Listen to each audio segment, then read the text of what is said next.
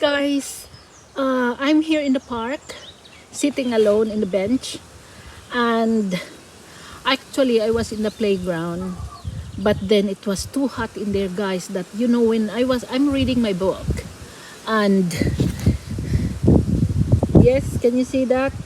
Conversation with God. My God, I was reading it there, but then I can see when I like focusing my eyes on the book, I can see the flare up of the sun, like feel mo to yung heat.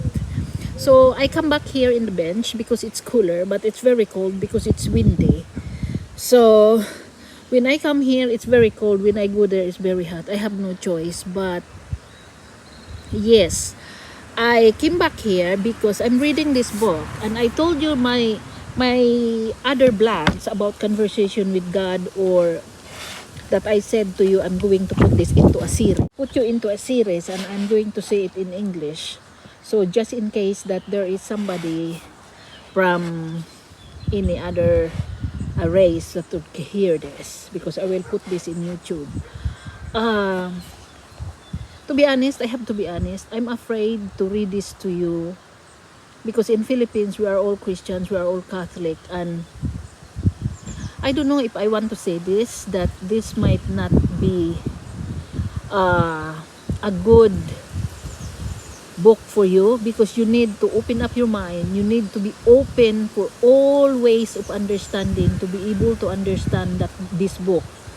Not because I'm saying this because you cannot understand English. Of course you can, but in this book you need to open your mind. I don't know if you understand what I mean, that you need to open your mind to be able to understand the message of this book. Like, for example, this person, Neil Donald Walsh, was asking that, are you saying that I shouldn't feel bad about the starving children of Africa, the violence and injustice in America, the earthquake that kills hundreds in Brussels? They were talking about the calamity that happened to us. And the answer was, there are no shoulds or shouldn'ts in God's world. Walang ganun daw sa Panginoon, guys, na shouldn't or should not, na mag-worry ka or what. Do what you want to do. Do what reflects you, that represents you as grander version of yourself. Yun lang ang sa kanya, kasi nung pinadala niya tayo dito is, we have to experience the grander as we are. So walang judgment ang ibig niyang sabihin dito. Kaya lang parang kung isa-isahin ko ito ng basa sa inyo, natatakot ako na i-judge ninyo ang book na ito. And I don't know, maghintay pa ako ng ng himok ng Panginoon kung kailangan ko ba itong basahin talaga sa inyo ng Tapos sabi niya dito, how can that be? If there are none in your world, where should we be? Indeed, where? Sabi niya. At ang sagot is, we are in our imagination. But those who have taught me all about the rights and wrongs, the do's and don'ts, the should and shouldn'ts, told me all those rules were laid down by you, by God. Then sagot niya, then those who taught you were wrong. I have never sit down a right or wrong, a do or a don't. To do so would be to strip you completely of your greatest gift, the opportunity to do as you pleased and experience the result of that, the chance to create yourself anew in the image of likeness of who you really are, the space to produce a reality of a higher and higher you, based on your grandest idea of what it is of which you are capable of. To say that something, a thought, word, or action is wrong would be as much to tell you not to do it. To tell you not to do it would be to prohibit you, and to prohibit you would be to restrict you, and to restrict you would be to deny the reality of who you really are, as well as the opportunity for you to create and experience the truth. Kaya ako nahihirapan, guys, dahil tulad ng sinabi ko, mga Christians tayo nung una ko nga itong mabasa, tumatayo ang balahibo ko. Pero nung napagnilay-nilayan ko na siya, doon ko na-realize na pinadala tayo ng Panginoon dito sa mundo, pinanganak at from the spirit world as we are brought here to earth para ma-experience natin yung blessing at yung desire natin as a spirit, para ma-experience natin yung kaganapan yan as a human. So, kung tutuusin mo, walang judgment sa Panginoon talaga. Be it bad or kita lang naman, tayo lang tao ang nag-level niyan eh. We as humans leveled it as bad or good. So anyway guys, I hope you are open to this, and I'm really afraid to discuss this with you. I'm just reading this book that really interests me, that I wanted to share with you. And this conversation with God is very entailing, very interesting, very challenging, and really guys, it really challenged your mind and your heart. I don't know what to do with this, but I'm going to read it to you. For example, in here it says, there are those who say that I have given you free will. Yet these same people claim that if you do not obey me, I will send you to hell. What kind of free will is that? That this not make a mockery of God, to see nothing of any sort of true relationship between us?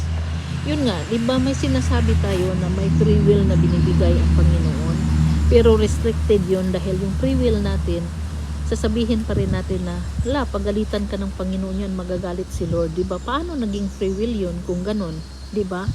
So, napag-iisip-isipan ko, maintindihan nyo kaya ako kung i-discuss ko ito sa inyo. Maintindihan nyo kaya ang layunin na ito?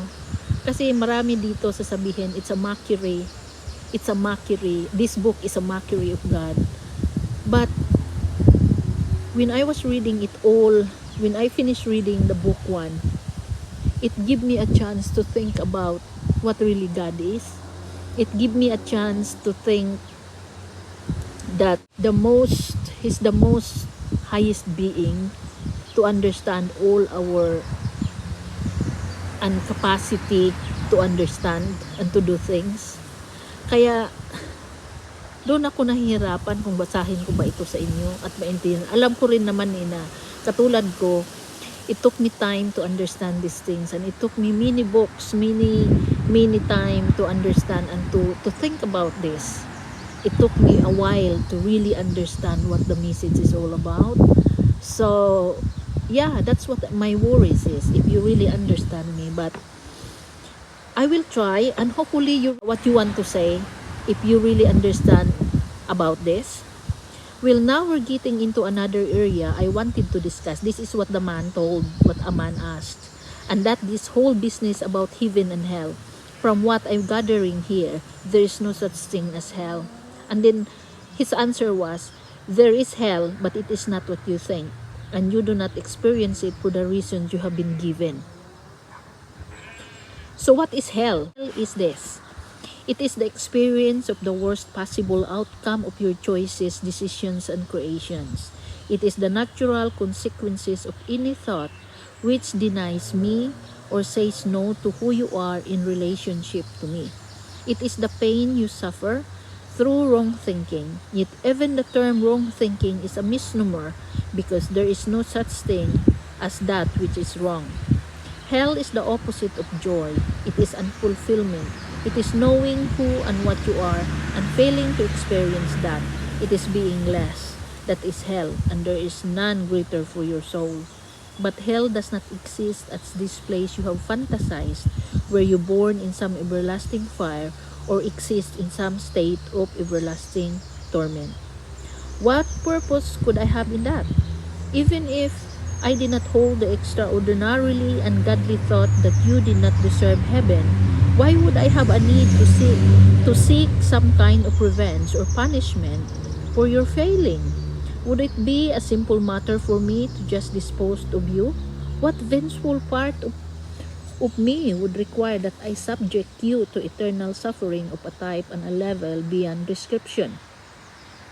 If you answer the need for justice, would not a simple denial of communion with me in heaven serve the ends of justice? Is the unending infliction of pain also required? I tell you, there is no such experience after death as you have constructed in your fear-based theologies. Yet there is an experience of soul so unhappy, so incomplete, so less than whole, so separated from God's greatest joy, that to you, to your soul, this would be hell. But I tell you, I do not send you there, nor do I cause this experience to be visited upon you. You yourself create the experience whenever and however you separate yourself from your own highest thought about you.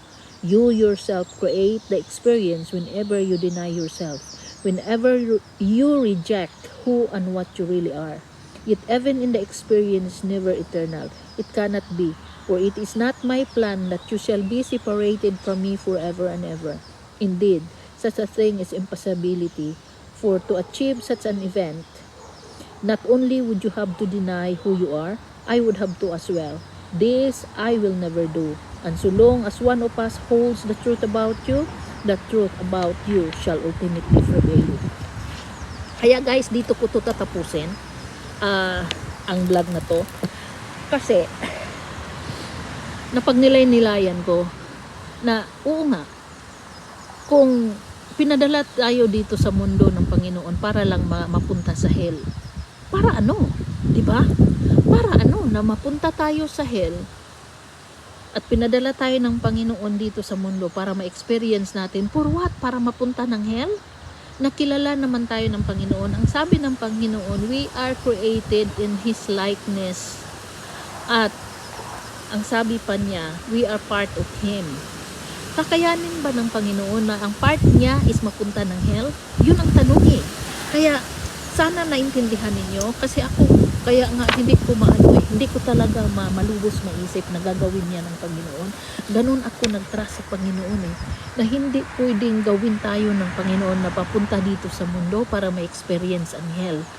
Kundi, pinapunta talaga tayo sa kagustuhan na rin natin from the spirit world, na mapunta tayo dito para ma-experience natin lahat-lahat. Kasama na yung mga masasakit.